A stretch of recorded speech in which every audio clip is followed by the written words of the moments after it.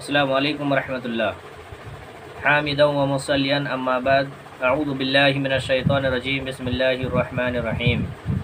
فقلت استغفروا ربکم انه کان غفارا رب اشرح لی صدری ویسر لی امری واحلل عقدۃ من لسانی یفقهوا قولی رب زدنی علما رب زدنی علما۔ محترم حضرات، آج کے اس ویڈیو کا میرا موضوع ہے کہ گناہ کر بیٹھے تو کیا کہے اور کیا کرے۔ حضرات، ہم میں سے ہر شخص خطا کار ہے، گناہ گار ہے۔ یہ الگ بات ہے کہ کوئی زیادہ گناہ گار ہے تو کوئی کم گناہ گار ہے، مگر اللہ کی نظر میں گناہ گار سب ہے۔ مگر گناہ گاروں میں سب سے بہتر گناہ گار وہ ہے جو غلطی کرنے کے بعد، گناہ کرنے کے بعد فوراً اللہ رب العالمین کی طرف رجوع کرتا ہو، اللہ سے استغفار طلب کرتا ہو اور اپنے گناہوں کی معافی طلب کر لیتا ہو، اپنے گناہوں سے بخشش طلب کرتا ہو، وہ سب سے بہتر گناہ گار ہے۔ اللہ کے رسول صلی اللہ علیہ وسلم نے فرمایا، کل بنی آدم خطاء وخیر خطائین التوابون، کہ ابن آدم کے ہر اولاد خطا کار ہے، گناہ گار ہے، مگر گناہ گاروں میں سب سے بہتر گناہ گار وہ ہے جو گناہ کرنے کے بعد اپنے دل میں احساس جاگے اور وہ اپنے اس گناہ سے اللہ تبارک و تعالی سے معافی مانگ لے، اللہ کو راضی کر لے، یہی سب سے بہتر گناہ گار ہے۔ حضرات، آج میں آپ کے سامنے یہ بات کرنے والا ہوں کہ اگر ہم سے کوئی گناہ ہو جائے، ہم کوئی گناہ کر بیٹھے، جانے انجانے میں کوئی گناہ کرے، تو ہم اللہ تبارک و تعالی کے یہاں کیسے استغفار کریں، کیسے ہم اللہ کے سامنے دعا کریں کہ اللہ تعالی ہمارے گناہ کو معاف کر دے گا۔ آئیے اسی سوال کا جواب جاننے کے لیے کہ ہم سے اگر کوئی گناہ ہو جائے تو ہم کیا کریں اور کیا کہے۔ اللہ کے رسول صلی اللہ علیہ وسلم نے فرمایا، سنن ابی داؤد حدیث نمبر 1521 نمبر کی حدیث ہے، آپ صلی اللہ علیہ وسلم نے فرمایا، جب تم میں کا کوئی شخص کوئی گناہ کر بیٹھے تو اسے چاہیے کہ وہ فوراً وضو بنائے اور وضو بنا کر کے کھڑا ہو کر کے 2 رکعات نماز ادا کرے۔ 2 رکعات نماز ادا کرنے کے بعد دونوں ہاتھ کو اللہ کی طرف اٹھائے اور اس میں اپنے رب سے استغفار طلب کرے، اپنے گناہوں کے بارے میں بخشش مانگے، تو انشاءاللہ اللہ تبارک و تعالی اس کو معاف کر دیتا ہے۔ شرط اس بات کا ہے وہ توبہ و استغفار خالص ہونی چاہیے۔ خالص توبہ کا مطلب یہ ہے کہ وہ انسان جس گناہ سے وہ توبہ کر رہا ہو کہ فوراً اس گناہ کو چھوڑ دے، کہ ہمیں احساس ہو گیا کہ اللہ ہمیں تو معاف فرما، یہ سوچ کر کے فوراً وہ انسان اس گناہ کو چھوڑ دے۔ دوسری شرط یہ ہے سچی توبہ کے اندر کہ وہ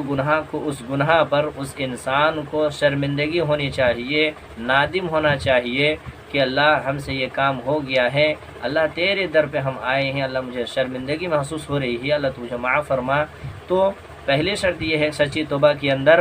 کہ فوراً اس گناہ کو چھوڑ دینا ہے۔ دوسری شرط یہ ہے کہ اس گناہ پر شرمندگی ہونا ہے۔ تیسری شرط یہ ہے سچی توبہ کے اندر کہ اس گناہ کو آئندہ نہ کرنے کا عزم مصمم، یعنی پختہ ارادہ کر لینا چاہیے۔ تو جو شخص ان تینوں شرطوں کے ساتھ اللہ کے سامنے وضو بنا کر کے 2 رکعات نماز پڑھ کر کے اپنے ہاتھوں کو اللہ کے سامنے اٹھائے اور اللہ سے یہ ارادہ رکھے کہ ہم اس گناہ سے، اللہ تیرا اس گناہ سے میں پناہ مانگتا ہوں، اللہ تو مجھے معاف کر دے، میں اس گناہ کو اور کبھی نہیں کروں گا اور اس گناہ پر میں شرمندگی ہوتا ہوں اور آئندہ نہ کرنے کا میں عزم پختہ ارادہ کرتا ہوں، اللہ تو معاف کرنے والا ہے، تو ہی معاف کرنے والا ہے، اگر تو معاف نہیں کرے گا تو میں آخرت کے دن خسارے لوگوں میں شمار ہو جاؤں گا۔ جو شخص ان الفاظ کے ساتھ اور ان افعال کے ساتھ دعا کرتا ہے، اللہ تعالیٰ ان کے اس دعا کو قبول کرتا ہے اور اس کے اس گناہ کو بھی معاف کر دیتا ہے۔ اب آئیے ہم یہ جانتے ہیں کہ شیطان کب بھاگتا ہے۔ شیطان کب بھاگتا ہے؟ شیطان اس وقت بھاگتا ہے جب اذان کی آواز سنائی دیتی ہے۔ جب اذان کی آواز کانوں میں سنائی پڑتی ہے تو شیطان بھاگتا ہے۔ اسی طریقے سے شیطان اپنے گھروں سے اس وقت بھاگتا ہے جب گھروں میں ذکر و اذکار کی جاتی ہے، سبحان اللہ، الحمدللہ، اللہ اکبر پڑھی جاتی ہے، تب شیطان اس جگہ سے، اس گھر سے بھاگ جاتا ہے۔ اسی طریقے سے اللہ کے رسول صلی اللہ علیہ وسلم نے فرمایا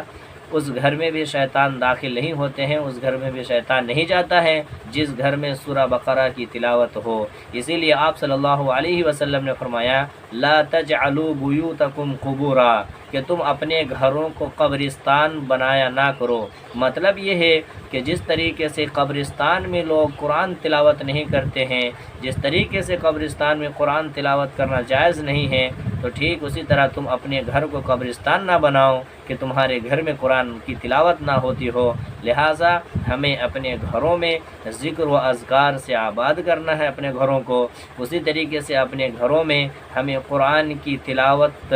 کرنی چاہیے، اور ذکر و اذکار میں اپنے آپ کو، اپنے فیملی کو، اپنے پریوار کو ان باتوں کی طرف دھیان دینے کی ضرورت ہے، اور اپنے گھر کو اسلامی گھر، اسلامی ماحول، اپنے آپ کو، سب سے پہلے اپنے آپ کو، اس کے بعد اپنے فیملی کو، اپنے پریوار کو ان گناہوں سے، ان باتوں کی طرف توجہ دلانے کی ضرورت ہے۔ اللہ تعالیٰ سے دعا ہے کہ اللہ تعالیٰ ہمیں ہر قسم کے چھوٹے بڑے گناہوں سے محفوظ رکھے، اسی طریقے سے شیطان کے ہر فتنے سے محفوظ رکھے، آمین۔ وآخر دعوانا الحمد للہ رب العالمین، والسلام علیکم ورحمۃ اللہ۔